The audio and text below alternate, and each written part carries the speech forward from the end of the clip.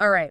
Welcome back, everyone, for another deep dive. Sometimes we got to get into the nitty-gritty, the stuff we don't always talk about. Yeah, those unspoken things. Exactly. And today we're tackling something pretty big.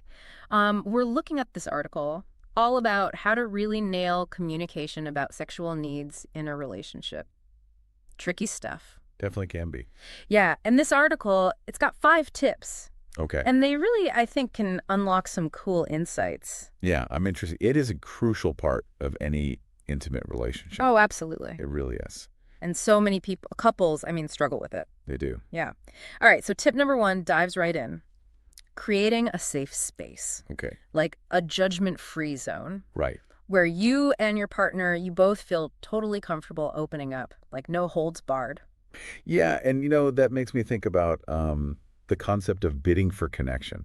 Have you heard about that? Oh, tell me more. So, when we feel safe enough to express those, deeper desires, those more vulnerable things, we're kind of putting ourselves out there, right? Yeah, It's a bid to connect on a deeper level with our partner. I see.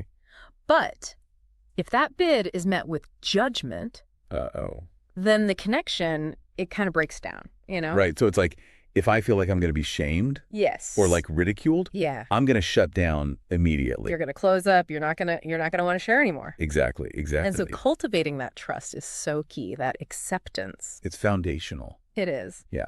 Okay, that makes total sense. All right, so then we go on to this idea of be specific. Okay, yeah. No more hinting around. Right. Right. Yeah. But I'm curious, how do you suggest people actually do that? How do you approach being specific about what you want? Well, it's a bit of a dance. I bet. It is. You want to be clear about what you desire and your boundaries, of course, but also be sensitive to your partner. Right. It doesn't have to be like this medical checklist you're reading off. Oh, God, no. Right. You can use playful language, humor even. Even just saying, I love it when you, or I've been curious about. Yeah. That can open the door to a more specific conversation. I love that. I love that. Approaching it with a sense of exploration, Yes. playfulness. Curiosity. Yes, exactly. Yeah, that's great. Okay, and then of course being specific, it goes hand in hand with tip number 3, attentive listening. Yes. It's not just about hearing the words. right. It's about really understanding where your partner is coming from. Absolutely. Yeah. Truly tuning into their emotions, their body language, Mm. what's not being said even. Oh, interesting. Sometimes the most important thing you can do is just validate their feelings, let them know you hear them. And that builds trust. So much trust. Oh, for sure. And thinking back to that idea of bidding for connection, Right. being heard and validated, that really strengthens that bond, doesn't it? It does. Yeah. 100%. It shows you're not just listening to respond, you're listening to understand.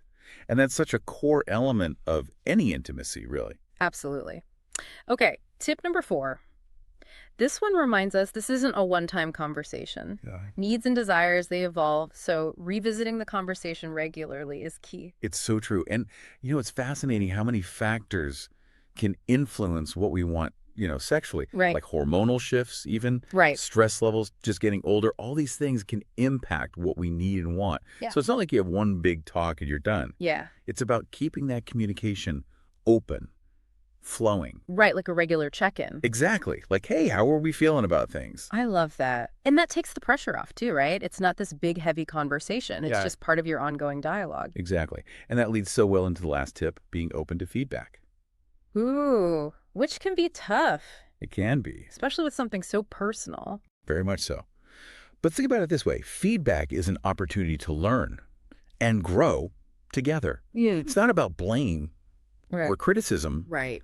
It's about fine-tuning your connection. Right. So framing it positively really helps. I loved when maybe we could try. Yeah. Or I'm wondering if you'd be open to, like that. Yeah, much better. Okay, so to recap, safe space, specificity, attentive listening, ongoing dialogue, and openness to feedback. Yes. Wow, it's Yeah. amazing how these seemingly simple tips can have such a profound impact. And what strikes me is how these tips, they're not just about sex. They're really about building trust and intimacy on a deeper level. Ah. Think about it. Wouldn't these same principles be valuable for discussing finances? Oh, yeah. family issues, even just like your dreams for the future. Totally. It's all connected. It really is. It's so true. Wow. That's a really insightful point. Maybe the skills we learn, in the bedroom can actually help us communicate more effectively in like every area of our lives. Really could. Something to think about. Definitely. All right, everyone. That's our deep dive for today. Thanks for joining us. Thanks, everyone.